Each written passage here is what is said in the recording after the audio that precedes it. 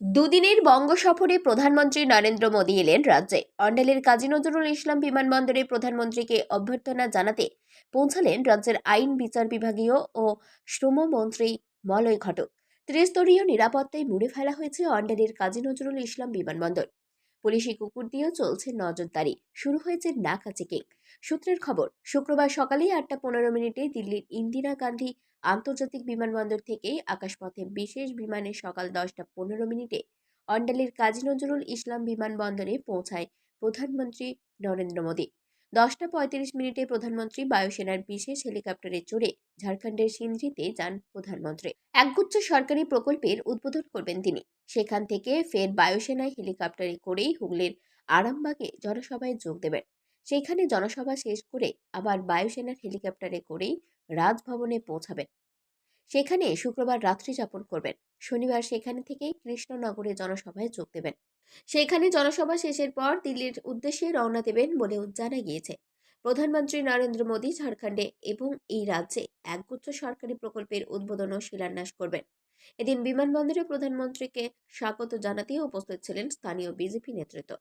BJP নেতা চন্দ্রশেখর বন্দ্যোপাধ্যায় জানান যে প্রধানমন্ত্রী নরেন্দ্র মোদী তাদের সবার সাথেই দেখা করেছেন ও তাদের কথা মনোযোগ সহকারে শুনেওছেন।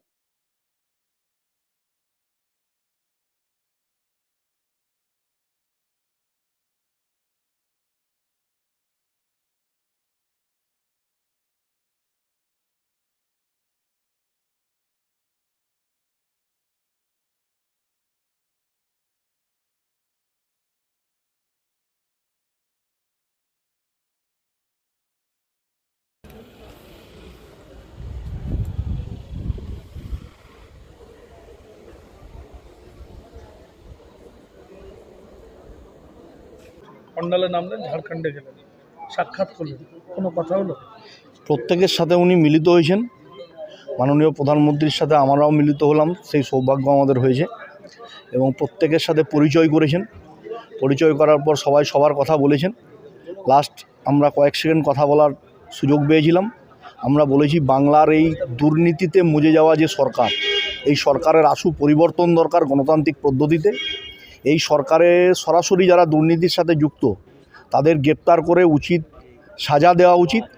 এবং তার সাথে সাথে হচ্ছে বাংলার যে প্রশাসনিক দুর্নীতি হয়েছে, এই দুর্নীতিতে ইডি সিবিআই যে তদন্ত করছে সেখানে এদের প্রকৃত শাস্তি হওয়া দরকার এবং এই বাংলার কার্যকর্তাদের রেহাই দেওয়া দরকার।